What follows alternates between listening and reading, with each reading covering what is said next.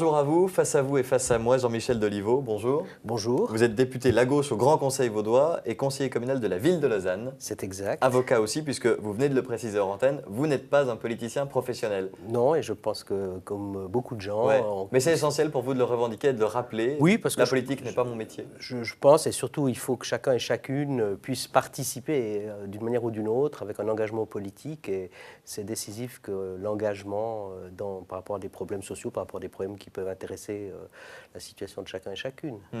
Vous n'êtes donc pas du tout déconnecté avec la réalité d'ailleurs que vous défendez au quotidien. Vous parlez beaucoup de salaire. Moi, je voulais beaucoup parler de salaire avec vous parce qu'on en parle énormément dans les médias avec l'initiative Minder. Les petits salaires surtout. Et se battre en 2013 pour les salariés, on a l'impression que c'est un combat qui est quasiment perdu d'avance sur le long terme, non? Non, c'est clair qu'aujourd'hui, depuis 20 ans, 25 ans, il y a une précarisation de l'emploi et puis il y a une diminution souvent des revenus, du pouvoir d'achat, notamment chez les jeunes ou chez des salariés qui ont perdu leur place de travail et qui doivent retrouver un emploi, qui ont été au chômage et qui retrouvent un emploi à des salaires plus bas que ce qu'ils avaient avant. Donc il y a effectivement, je dirais, une stagnation, voire une diminution du pouvoir d'achat. Oui, on est dans une tendance lourde, ce n'est pas tellement la tendance, l'épiphénomène. Non, c'est lié au fait que dans la crise actuelle du capitalisme, on veut essayer de faire payer les plus pauvres, et c'est les plus pauvres qui passent à la caisse. Et au fond, le fait que malgré la crise, il y a une petite minorité qui s'enrichissent, une grande majorité s'appauvrit, et ça se marque aussi au niveau du salaire. Alors vous les défendez très concrètement, puisque vous êtes avocat et que j'imagine qu'il y a beaucoup de salariés qui viennent vous voir après, par exemple, des problèmes de licenciement abusif, et puis vous les défendez aussi sur le plan médiatique et puis sur le plan politique. Où est-ce que vous vous sentez le plus utile ? Je pense que c'est différent du point de vue professionnel. Je fais mon métier et j'essaye, avec un droit du travail notamment qui est très peu protecteur pour les salariés, malgré tout, d'essayer de faire en sorte que les droits minimums qui sont reconnus dans la loi, qui sont reconnus dans les conventions collectives, soient respectés là où les conventions collectives existent. Et puis au niveau politique, eh bien, par exemple, j'ai participé au lancement de l'initiative pour un salaire minimum à 4 000 francs au niveau cantonal, au niveau suisse également. J'estime qu'il est inadmissible que des femmes, des hommes, et c'est souvent des femmes et des jeunes, et puis, comme je vous ai dit, des personnes qui ont retrouvé un emploi après le chômage, gagnent moins que 4 000 francs nets par mois. Avec ça, on ne peut pas répondre à des besoins tels que de se loger, de se nourrir, d'avoir un minimum de loisirs. Enfin, c'est tout à fait insupportable.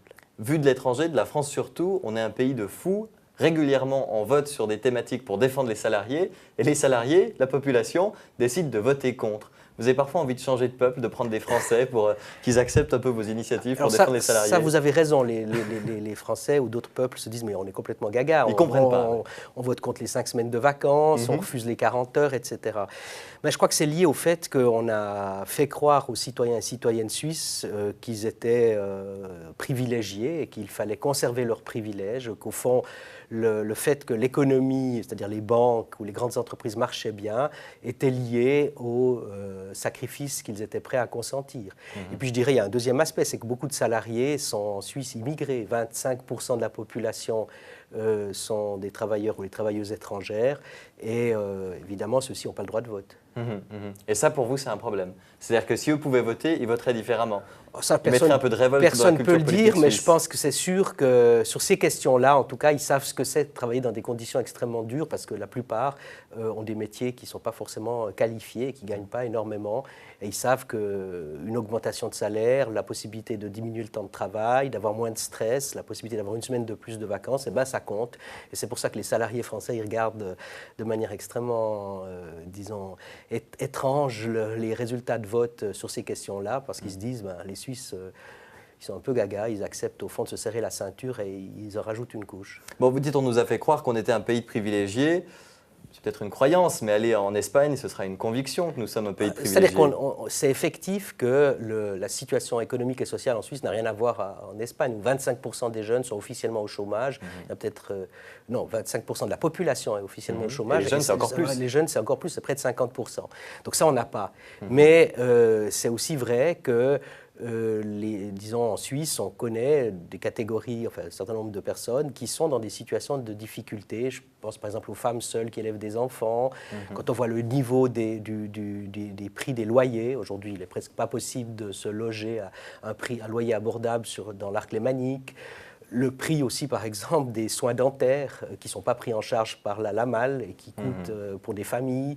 Donc il y a une série de situations sociales ou de protection sociale qui nécessiteraient des avancées et qui n'ont pas lieu dans ce pays. Au contraire, je dirais que les banques suisses se portent très bien. On a aujourd'hui les résultats des grands groupes horlogers qui est tombé ou des groupes bancaires qui vont tomber. Hayek est tout content. Voilà, tous ces gens-là, ils font des millions, des dizaines de millions, des centaines de millions de bénéfices.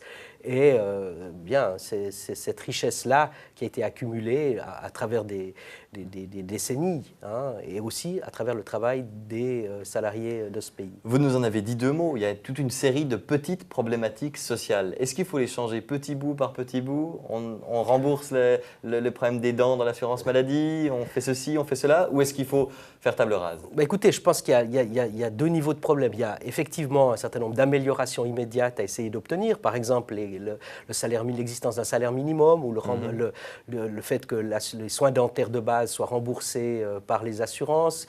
Par exemple, il serait aussi important d'arrêter avec ce système d'assurance maladie par prime qui est la même au fond, quel que soit votre revenu. Et il faudrait avoir un système d'assurance maladie qui soit lié au revenu, au pourcentage sur le revenu, les riches payant plus que les pauvres, ce serait normal. Bon, ça, ce n'est pas vraiment un problème du quotidien, puisque beaucoup de gens sont subventionnés sur leur prime maladie. Non, pas. C'est une minorité qui reçoivent des subsides, mais pour les familles, pour des personnes qui gagnent entre 5 et 6 000 francs par mois, ce qui n'est quand même pas un énorme salaire et qui ont charge de famille, eh bien, ils se retrouvent souvent avec des difficultés parce que les primes ont pris l'ascenseur ces dernières années. Donc, ce n'est pas vrai que les problèmes des primes se posent ou peu parce qu'il y a en fait des subsides pour tout le monde. Donc il y a un certain nombre d'améliorations à faire, notamment on peut aussi penser à l'égalité salariale entre femmes et hommes, plus de 20%, 25% parfois de différence selon les secteurs. Encore en 2012. Encore en 2012.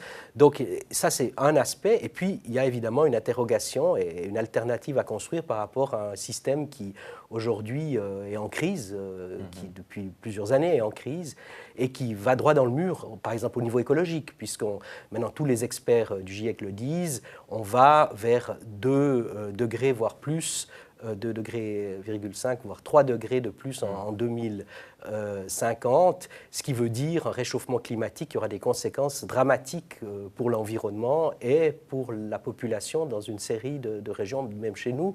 Et ça, c'est ce qu'on appelle aller droit dans le mur. Mais le problème, c'est que quand on commence à parler d'écologie, avec tout ce que cela comporte, quand on commence à parler d'économie avec la problématique des petits salaires, on est devant un problème, une montagne énorme, et soit on se dit, bon, on va essayer de la gravir, il y a quelques fous furieux qui le font, vous en faites sûrement partie, mais la plupart font demi-tour. Et plus on aligne les problèmes, plus les gens font demi-tour et dire, bon, bah... Ils se découragent, ils se démoralisent et ils se résignent. Voilà, ça c'est la réalité. Et on rentre au camp de base. Et la grande majorité, puis se dit, bon, chacun pour soi, c'est ce que veut le système actuel. Mais bon, je pense que dès lors qu'on s'organise collectivement, par exemple, on s'est battu contre la construction de nouvelles centrales nucléaires dans les années 70, à Gösgen, mais elle a été construite, mais à Kaiserhaus, elle n'a pas été construite, ailleurs, elles n'ont pas été construites. Et bien là, malgré les difficultés, aujourd'hui, on voit qu'on avait raison, et les catastrophes nucléaires de Tchernobyl, ou de la dernière catastrophe japonaise, nous montrent qu'on avait raison de se battre contre le nucléaire et qu'au fond, la réalité nous donne raison 20 ou 30 ans après. Là, c'est une victoire, le nucléaire, on en a fini. Voilà, mais pas la même chose pour l'égalité des femmes. Les femmes se sont battues pour l'égalité des droits pendant des décennies, d'abord pour le droit de vote, puis après pour l'égalité sociale, l'égalité par rapport aux tâches ménagères, enfin, par rapport à toute une série de questions. Et c'est un long processus. Donc, c'est vrai que c'est pas forcément gratifiant dans l'immédiat, mais en même temps, c'est partie prenante d'un combat qui était celui de nos parents, de nos grands-parents. Et je pense que ça vaut la peine de s'y engager. Ce n'est pas un résultat à court terme, mais c'est une expérience, l'engagement politique, l'engagement social, c'est une expérience des rencontres et quelquefois des victoires. Vous y croyez encore? Vous ne vous battez pas que par conviction? Non, je pense qu'on se bat pour avoir des résultats dans l'immédiat. Et puis après, il y a aussi des convictions fortes que, eh bien, il faut remettre en cause un système qui est fondé sur l'exploitation et l'oppression. On parle des petits salaires, mais vous savez qu'à la télévision, à la radio en ce moment, on parle des gros salaires avec l'initiative Minder. Est-ce que ça a un lien ou on est dans d'autres sphères entre le gros salaire du patron, qui est sûrement un peu trop élevé avec ce problème des parachutes dorés, et puis le petit salaire de la femme de ménage? Il y a un lien de cause à effet ou c'est deux choses totalement séparées? Il y a un lien dans le sens où les plus pauvres se sont encore appauvris ces 15 ou ces 10 dernières années et les plus riches ont massivement augmenté leurs revenus sous la forme soit de rémunération directe, soit sur la forme de stock option, soit sur d'autres formes Mais l'ont-ils vraiment pris sur ce salaire? Est-ce qu'il y a vraiment... La richesse, au fond, est redistribuée. Hein, et c'est d'ailleurs l'État qui contribue à sa redistribution à travers les impôts.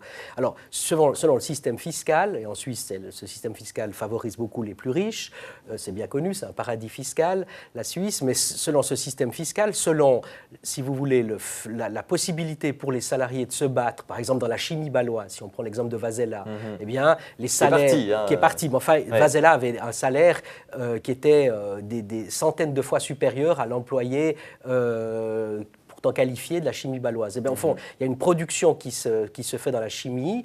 Eh bien, la production, elle génère une richesse qui va être redistribuée, soit la part de redistribution la plus grande sera du côté des salariés, soit elle sera du côté des actionnaires et des hauts cadres. Donc il y a un enjeu, il y a un rapport de force et il faut dire une chose très clairement, le rapport de force est au détriment des salariés, de l'employé de la chimie aujourd'hui, qui a vu son pouvoir d'achat plutôt stagner, même s'il n'a pas forcément un mauvais salaire, mais en comparaison de Vasella, c'est des cacahuètes. Mais il faut reconnaître que dans notre fonctionnement économique actuel, en baissant la rémunération de certains top managers, en baissant la rémunération du capital, on aura un problème, on sera dans une impasse.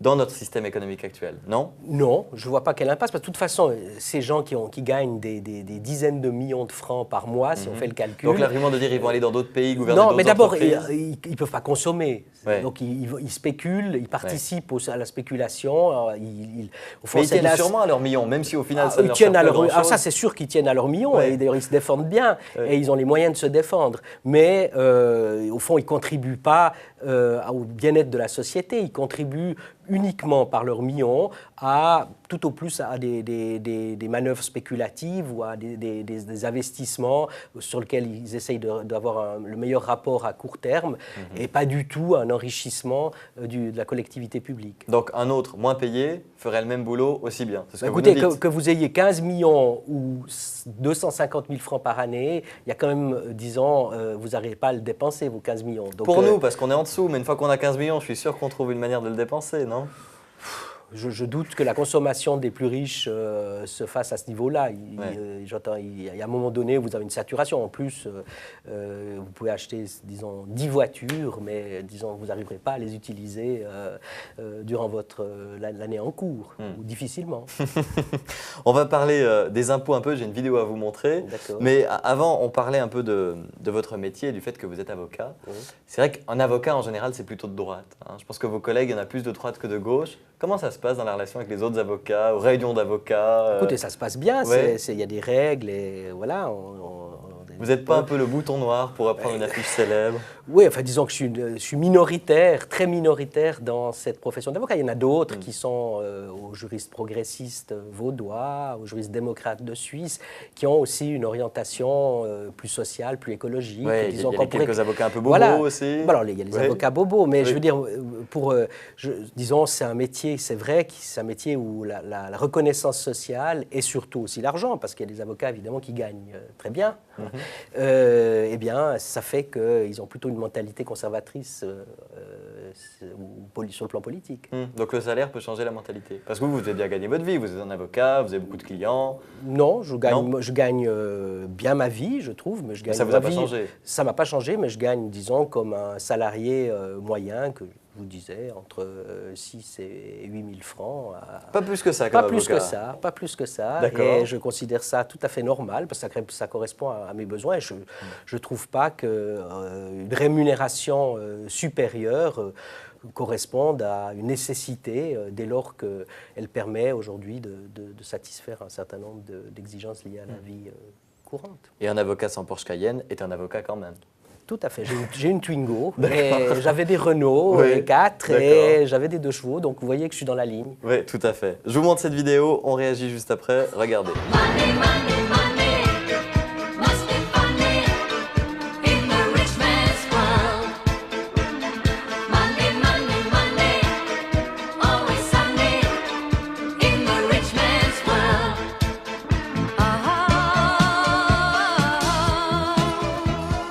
Vous avez reconnu le groupe? Non. Le groupe ABBA? Non, Avec non, Money, Money, Money, non, ça vous dit rien du tout? rien du tout. Bon, Money, C'est quoi, Money, Money, Money, ça, on comprend. On est d'accord. Ouais. Le groupe ABBA, il est d'origine suédoise. D'accord. Alors, argent, Suède, forfaits fiscaux. Je voulais en venir à Ingvar Kamprad qui habite Oui. à Épalinges. Et sauf erreur, vous êtes allé photographier sa maison. C'était dans le cadre d'une opération de carte postale avec une autre chaîne de télévision. Sauf Oui, erreur. tout à fait. Ouais. Enfin, tout ça pour dire que Ingvar Kamprad, pour vous, c'est les- l'exemple à ne pas suivre. Oui, c'est l'exemple de quelqu'un qui gagne des millions et des millions, c'est un des hommes les plus riches de Suisse. Du monde. Oui, du monde, et qui, en plus de ça, se fait, parce qu'il n'a pas d'activité lucrative directe lui-même en Suisse, il se fait taxer au forfait fiscal, c'est-à-dire, au fond, là, les impôts qu'il paye dans le canton de Vaud correspondraient, si en rapport avec sa fortune, à une tasse de café pour un citoyen ou une citoyenne qui déclarait de l'ordre de 80 000 francs. Donc, c'est vraiment des cacahuètes. Bon, Et- c'est injuste, ça, personne ne va dire le contraire. C'est vrai que quand on fait la proportionnalité, ça devient injuste. Après, la question, c'est de se dire, est-ce que ce monsieur, on lui dit, il faut vous mettre en règle, il faut vous mettre dans la proportionnalité et on risque de le faire partir et perdre 6 millions qui reviennent quand même à la commune d'Épalinges et donc au canton de Vaud? Ou est-ce que ce monsieur, on le laisse comme ça parce qu'on est bien content qu'il nous rapporte de l'argent? Non, mais je pense d'abord qu'il y a un principe, chaque citoyen et citoyenne doit être égal devant l'impôt. Hein. Ça, c'est un principe des révolutions bourgeoises. On taxe les gens selon des barèmes et chacun doit être égal devant l'impôt. Donc ça, c'est une première question. Deuxièmement, je ne suis pas sûr que Kamprad ou d'autres viennent seulement pour des questions fiscales. Ils viennent aussi parce que la Suisse est un pays tranquille, parce qu'ils y trouvent des infrastructures, des écoles pour leurs enfants, etc.